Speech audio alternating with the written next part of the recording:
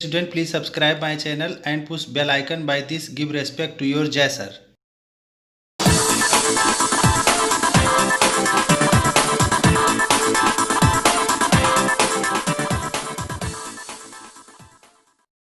My dear student and friend, नमस्कार। My name is JS Tiwari Jai sir. मैं video start करने से पहले आपको बताना चाहता हूं कि वीडियो को फुल स्क्रीन पर कर लीजिए और वीडियो को ध्यान से देखिए ताकि जो है एक भी लाइन मिस ना हो आपसे, क्योंकि अगर कोई भी लाइन मिस हो गई तो आपको समझ में नहीं आएगा।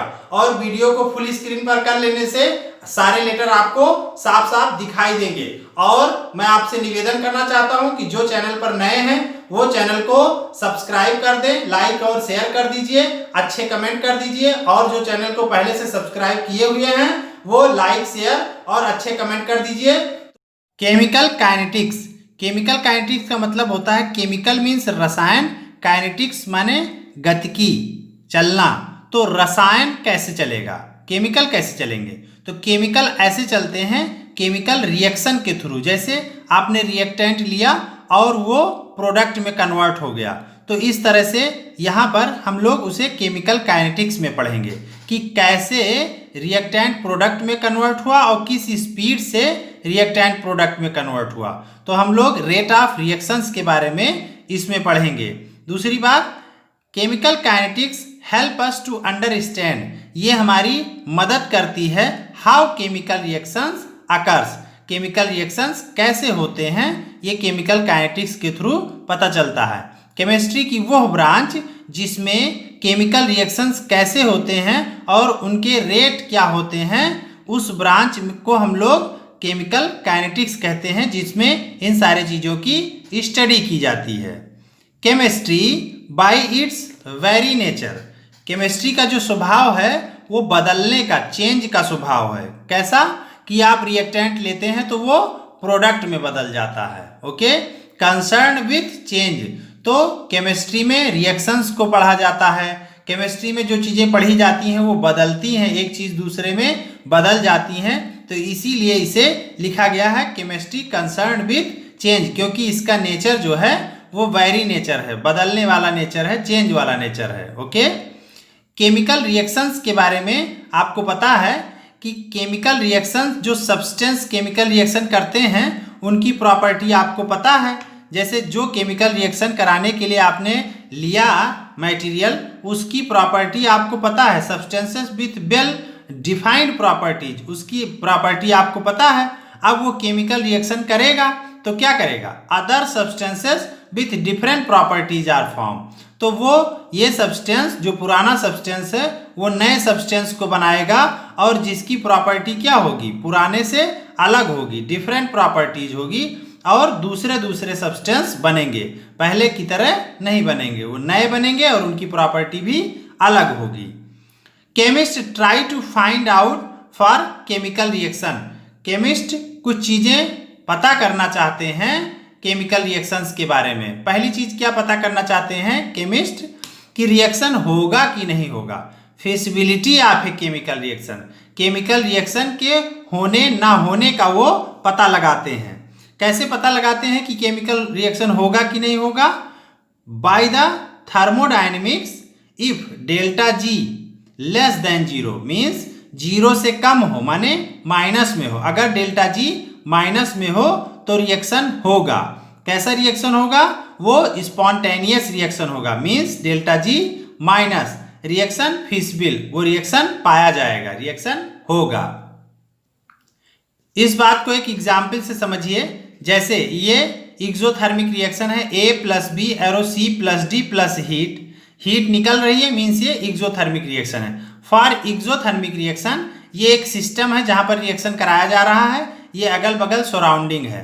जब यहाँ पर रिएक्शन कराया जा रहा है तो ये सिस्टम में जो हीट जनरेट हो रही है वो हीट सराउंडिंग में चली जा रही है, अगल बगल निकल जा रही, क्योंकि यहाँ हीट जनरेट हुई है तो जो हीट निकल के अगल बगल चली गई। ओके, तो यहाँ जो सिस्टम है इसकी एनर्जी क्या हो गई, डाउन हो गई, कम हो गई, इसीलिए एरो नीचे की ओर दिखाया गया। तो जो डेल्टा जी है इसका, ये गिब्स एनर्जी होता है। डेल्टा जी जो गिब्स एनर्जी है वो ये रिएक्शन की जो एनर्जी है उसके बारे में बताता है। तो ये जो इसकी एनर्जी हुई यहाँ की टोटल एनर्जी वो क्या हो गई, डेल्टा जी घट गई, डाउन हो गई, that is minus delta G हो गया। अब माइनस डेल्टा जी हो गया तो ये रिएक्शन देखिए अपने आप हो रहा है।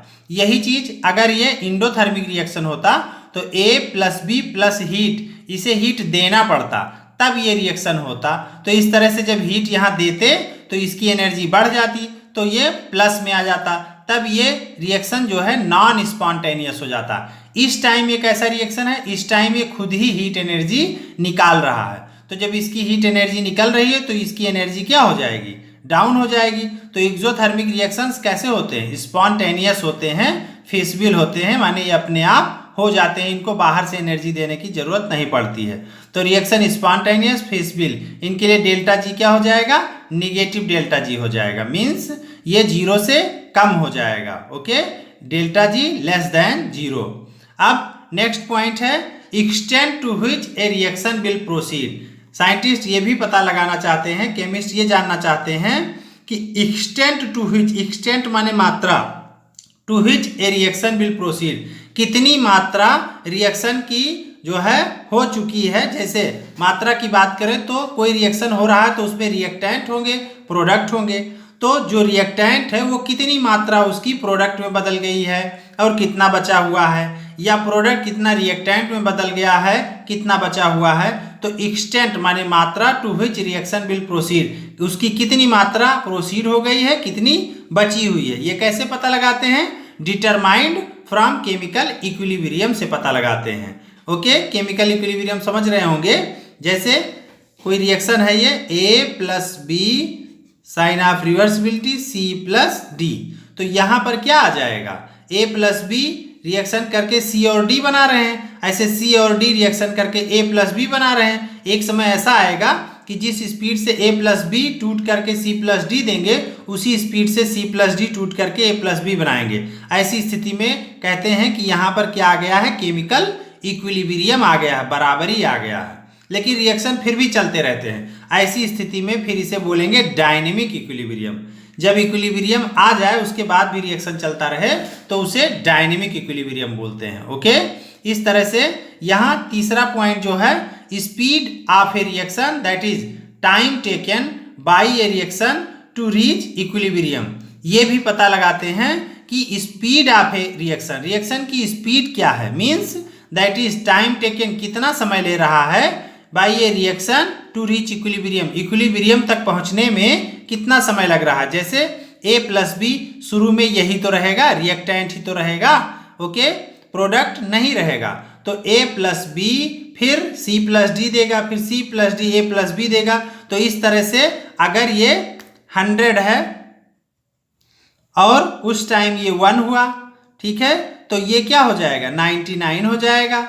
यहाँ 99, यहाँ 1, फिर यहाँ 98, यहाँ 2, यहाँ 97, यहाँ 3। इस तरह से यहाँ देखिए ये घटता जा रहा है और ये बढ़ता जा रहा है। तो ये घट करके और ये बढ़ करके सपोज दैट 50 और 50 तक पहुंचने में टाइम तो लगेगा। तो कितना टाइम लग रहा है 50 और 50 पहुंचने में, माने इक्विलिब्रियम आने में कितना टाइम लग रहा है, ये साइंटिस्ट या केमिस्ट इसको पता लगाते हैं। तो स्पीड ऑफ ए रिएक्शन, किस स्पीड से रिएक्शन हो रहा है, that is time taken by a reaction to reach equilibrium, equilibrium तक पहुंचने में कितना टाइम लग रहा है, या इक्विलिब्रियम तक पहुंचने में इसकी स्पीड क्या है रिएक्शन की। ये 3 बातों का पता लगाते हैं केमिस्ट। तो वही चीज यहाँ पर लिखा हुआ है, ये देखिए ध्यान से, chemical kinetics help us to understand how chemical reaction occur. Chemical kinetics ये मदद करती है कि केमिकल रिएक्शन कैसे होते हैं, ये बताने में ये केमिकल काइनेटिक्स हेल्प करती है।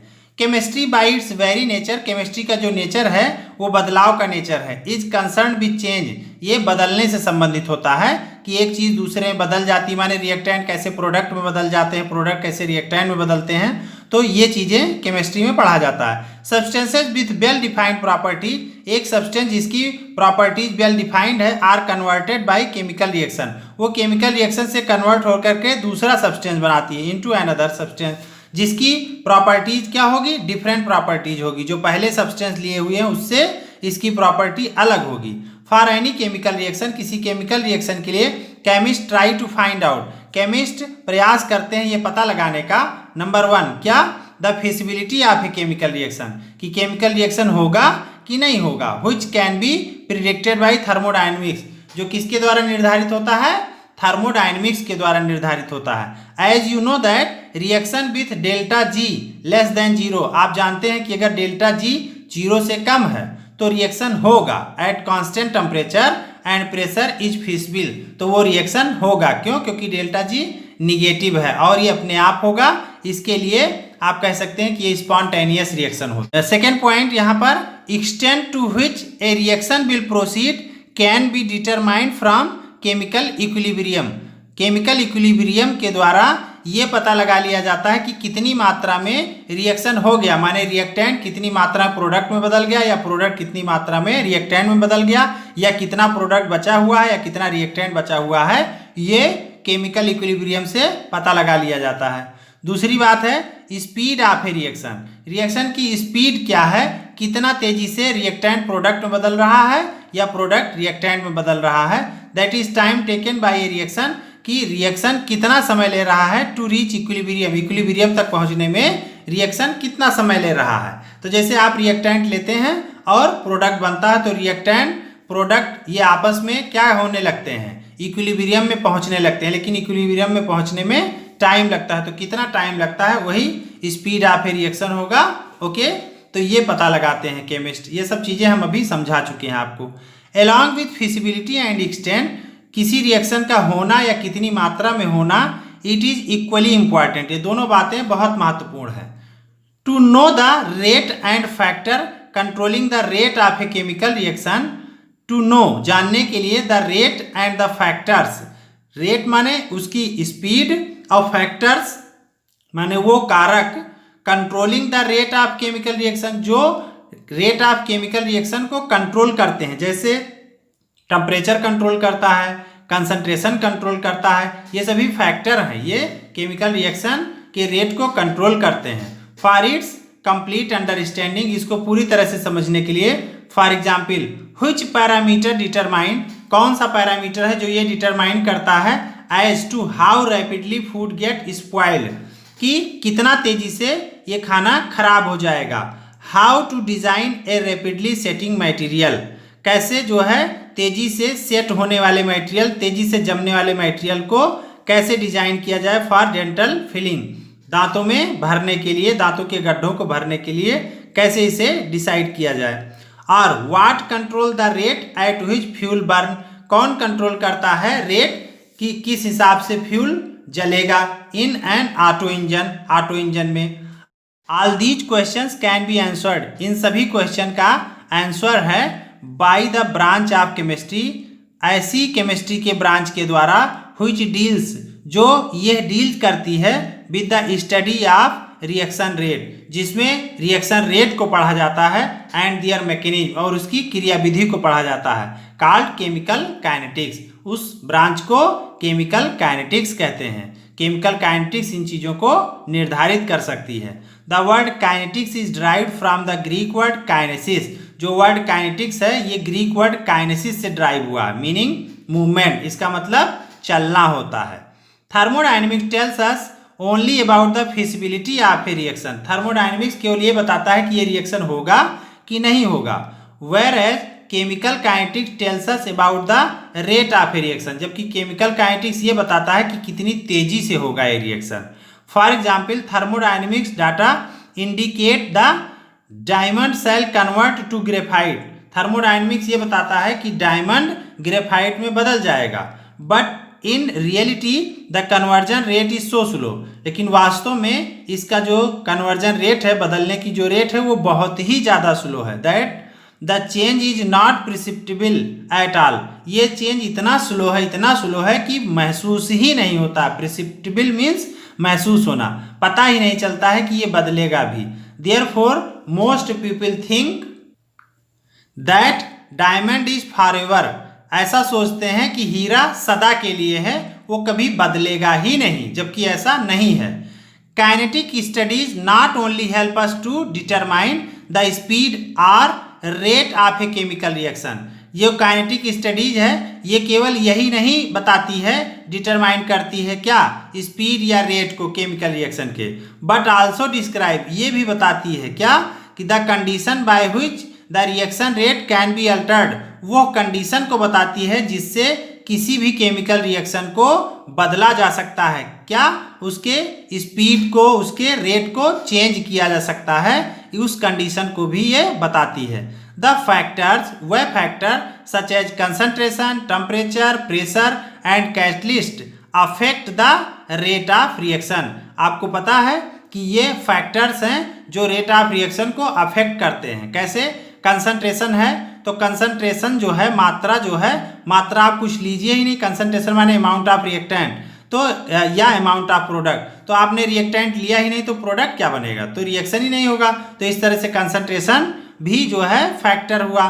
टेम्परेचर आपने घटा दिया, बढ़ा दिया, तो इससे रिएक्शन रेट घट बढ़ जाएगा। प्रेशर, कैटलिस्ट, ये सभी जो है रिएक्शन रेट को क्या करते हैं, अफेक्ट करते हैं। Okay, at the microscopic level we are interested in amounts reacted or form. बड़े पैमाने पर हम ये पता लगाते हैं या ये इंटरेस्ट लेते हैं जानने के लिए कि कितना अमाउंट रिएक्शन हुआ, कितना बचा रहा। तो at the microscopic level we are interested in amount reacted or formed and the rate of their consumption. तो कितना लग गया, कितना बचा है और इनके रेट क्या है, कंजप्शन माने खत्म होने के, यूज होने के रेट क्या है, और फॉर्मेशन बनने के रेट क्या है। एट द मॉलिक्यूलर लेवल, और मॉलिक्यूलर लेवल पर किस चीज़ का पता लगाया जाता है, the reaction mechanism involving orientation, जो रिएक्शन की मैकेनिज्म है कि किस तरह से इसकी क्रिया विधि है, कैसे रिएक्शन होगा। ओरिएंटेशन माने उनकी व्यवस्था, एंड एनर्जी और उनकी ऊर्जा ऑफ मॉलिक्यूल, मॉलिक्यूल्स की, अंडरगोइंग कोलिजन आर डिस्कस्ड। यहाँ पर जो कोलिजन माने टक्कर होता है, तो जो मटेरियल रिएक्शन कराते हैं उनमें जो कोलिजन होता है उनकी क्या ऊर्जा होगी, किस तरह से उनकी व्यवस्था होती है तब वो कोलिजन करते हैं, आर डिस्कस्ड, इन सारी चीज़ों को यहाँ डिस्कस किया जाएगा।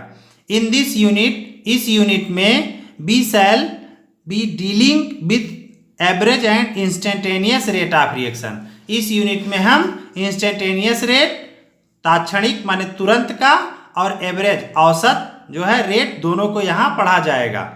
एंड द फैक्टर अफेक्टिंग, और कौन से फैक्टर अफेक्ट करते हैं उसके बारे में भी। These some elementary ideas about the collision theory, और कोलिजन थ्योरी की जो प्रारंभिक आइडियाज हैं, बेसिक आइडियाज हैं of reaction rate are also given, तो ये भी जो है इसका दिया हुआ है। Some elementary ideas about the collision theory, collision theory के बारे में जो बेसिक आइडिया हैं of reaction rate are also given, वो भी यहाँ पर दिया हुआ है। However in order to understand, इन सब चीज़ों को समझने के लिए, all these let us first learn about the reaction rate, इन सब चीज़ों को समझने के लिए सबसे पहले रिएक्शन रेट को पढ़ेंगे। Okay, thank you.